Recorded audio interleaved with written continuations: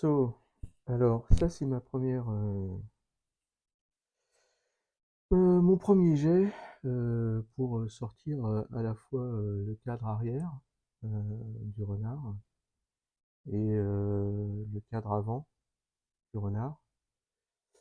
Donc comme vous voyez, ce sont quand même des pièces très très fines. Il y a beaucoup plus de support que de notions de pièces. Je pense que chacun des brins ici fait à peu près 0,3 mm. Pour un premier essai, je dois vous avouer que je suis quand même assez content. C'est pas mal, surtout celui-là en fait, mine de rien, on est pas mal. Alors on voit que quand même il y a des déformations sur les bords là. Mais il faut voir parce que là c'est vraiment juste sorti de l'impression quoi. Et en fait petit à petit la résine va se tendre.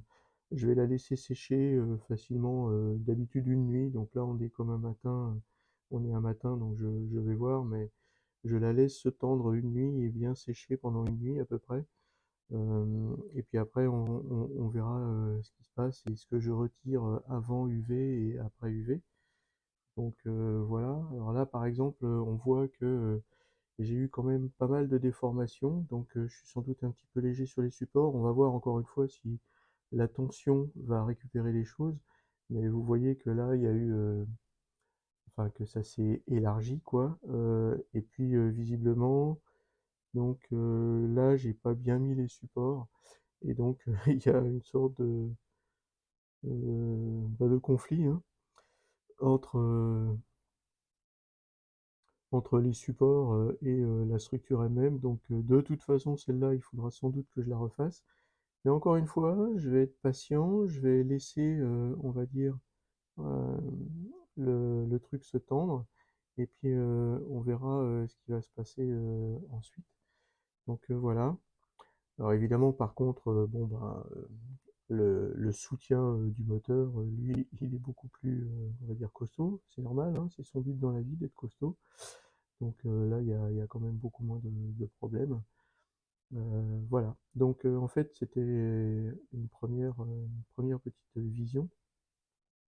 Ce sont mes premières pièces imprimées pour le renard, pour le renard éclaté, quoi, on va dire, dans son diorama.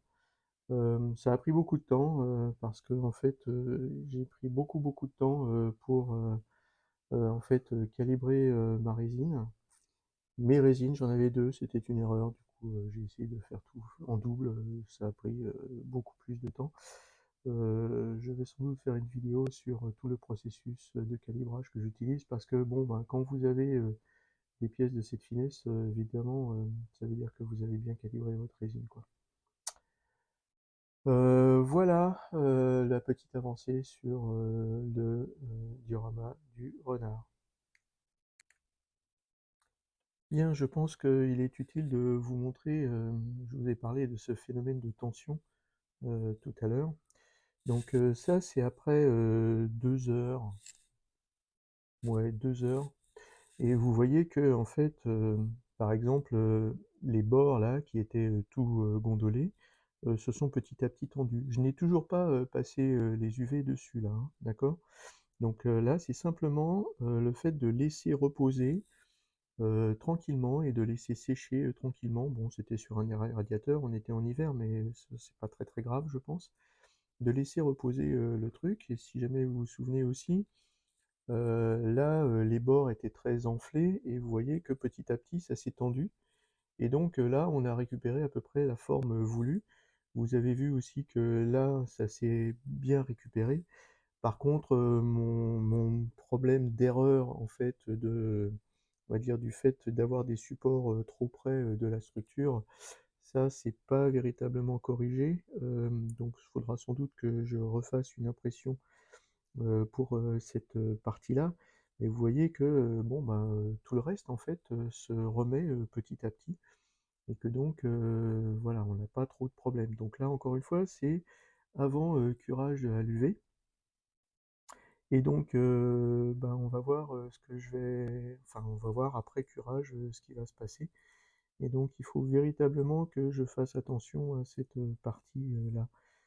En fait, on peut voir aussi que je pourrais être beaucoup plus, vertical, ce qui permettrait, sans doute, d'avoir, moins de problèmes par rapport à cette, arête, dorsale, que l'on voit là. Ou sinon, on voit aussi que si jamais je tire un petit peu comme ça, que si jamais je tire un petit peu, ben, là aussi je récupère, pas mal. Hem, voilà.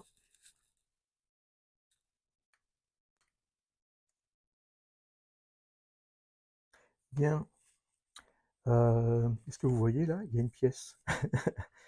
Ouais, cette pièce, c'est heu, le cadre qui va aller autour du moteur, dans, le renard éclaté et ben, voilà, j'y suis arrivé. Alors évidemment, il y a des petites, améliorations à faire, mais, je voulais vous montrer qu'en fait, on arrive à faire des choses assez extraordinaires grâce à l'impression 3D, si jamais on a bien calibré son imprimante, ce qui m'a pris 4 jours.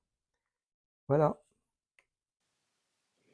Donc on a vu que, en fait, cette partie-là, s'imprimait pas bien et effectivement, quand on retourne voir le modèle, on voit que vraiment, là, c'est quand même, très, très fin. Donc du coup, ça va me donner l'occasion, à la fois, là et là, ces 2 filaments-là sont beaucoup plus fins que les autres, effectivement. Alors pourquoi? Parce qu'en fait, ils étaient accolés à une pièce, en fait, mais je vois que je vais pas pouvoir les garder aussi fins que ça, et donc il va falloir que je les change. Hem, donc ça va me donner l'occasion de vous montrer, comment est-ce que, je réalise ce genre de choses. Donc ce genre de choses, par exemple, cette partie-là est faite en plusieurs parties, effectivement et ce genre de choses, il est obtenu par intersection entre, heu, entre, ceci, qui est donc, une extrusion d'un profil qui correspond à mon profil là et de la peau de mon fuselage. Donc voilà, c'est quand même assez simple. Vous avez peut-être vu que je fais une série en anglais, qui, retrace, on va dire, tout le processus et je reviendrai un petit peu sur, mon processus, pour obtenir ce genre de choses et pourquoi je n'utilise plus la projection de surface ou, même, les projections de courbes, et tout ça. Mais donc, voilà, ça c'est la façon de faire donc, effectivement, ce qui se passe, c'est que, avec, cette intersection, j'obtiens quelque chose comme ça, qui est donc, une surface. Voilà et donc pourquoi est-ce que je fais ça? Ben, justement parce que, c'est plus ou moins paramétrique et que en fait, il suffit que je change mon profil, ici pour changer un petit peu tout. Alors comment est-ce que je vais changer mon profil? Et ben, en fait, c'est assez simple. Il est clair, que je dois avoir ici, quelque chose qui est, beaucoup plus gros, hein, puisque là, en fait, si jamais je regarde la distance entre ça et ça, la distance, elle est de 0,1 millimètre. Ça, c'est quand même beaucoup trop petit. Je peux faire du 0,2 mais pas beaucoup moins. Là, la distance effectivement entre ce point-là et ce point-là, elle est plutôt de l'ordre de d'accord, j'ai pas bien sélectionné, toc toc. La distance d'habitude, elle est plutôt là de vous voyez de 0,4 millimètres, et donc là, c'est quand même, beaucoup trop fin, pour que je puisse, y arriver. Donc je vais pour que ce soit plus petit, je vais, sans doute, faire quelque chose autour de 0,3 millimètres et donc pour ceci, il suffit que j'abaisse, cela afin d'avoir, la bonne proportion. En fait, je vais faire ça et je reviendrai vers vous ensuite. Donc voilà, j'ai simplement, augmenté l'épaisseur de ce brin-là, qui va jusqu'au bout et aussi, l'épaisseur de ce brin-là, tout ça à 0,3 millimètres. C'est qu'à 0,3 millimètres, j'ai pas trop de problèmes. Alors j'aurais juste un point, on va dire de contention, on va dire, quelque chose comme ça, qui va être, autour de ça, je verrai donc si ça s'imprime bien ou pas bien, et si jamais je dois corriger ce genre de choses.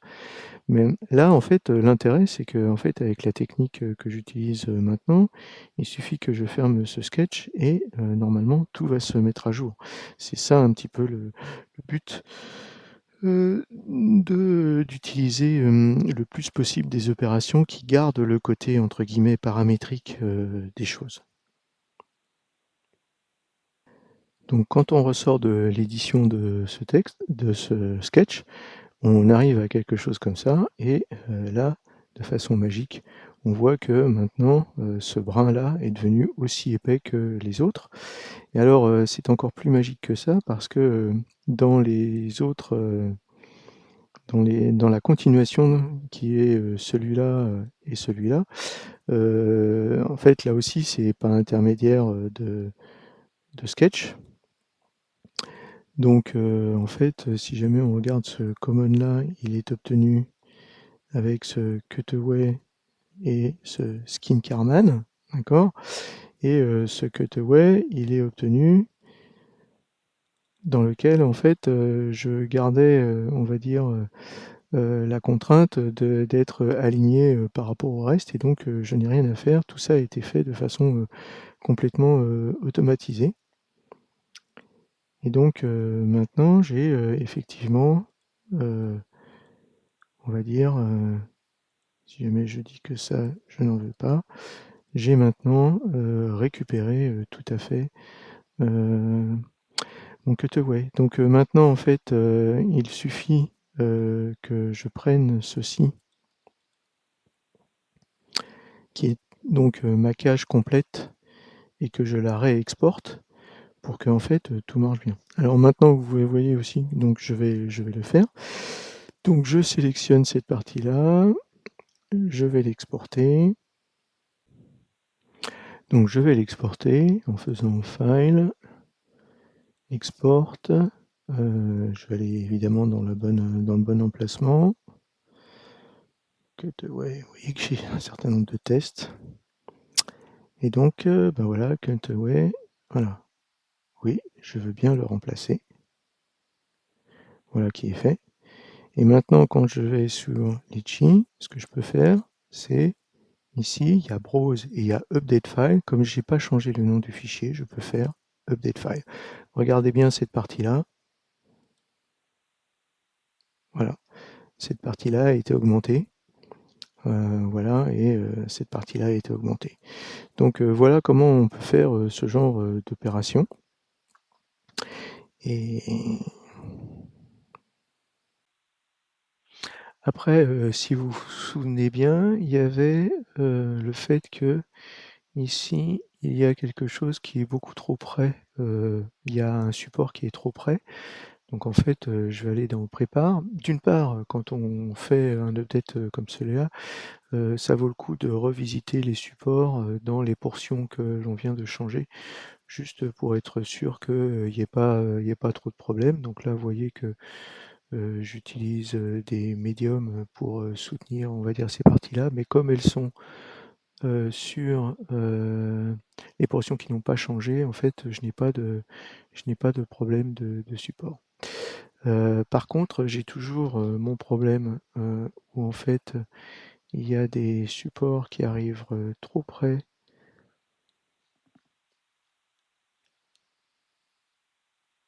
de cette partie-là. C'est sans doute autour de ça. Donc, ouais, celui-là, il est sans doute un petit peu trop près, donc je vais le détruire et ce que je peux faire, c'est le changer. Donc j'ai besoin, d'avoir, quelque chose pour soutenir ceci, mais je peux le prendre et les lights aussi sont plus loin, ont un support plus loin, donc ça devrait corriger ma problématique, à moins qu'elle ne soit de l'autre côté, mais non, je pense que ça devrait corriger ma problématique.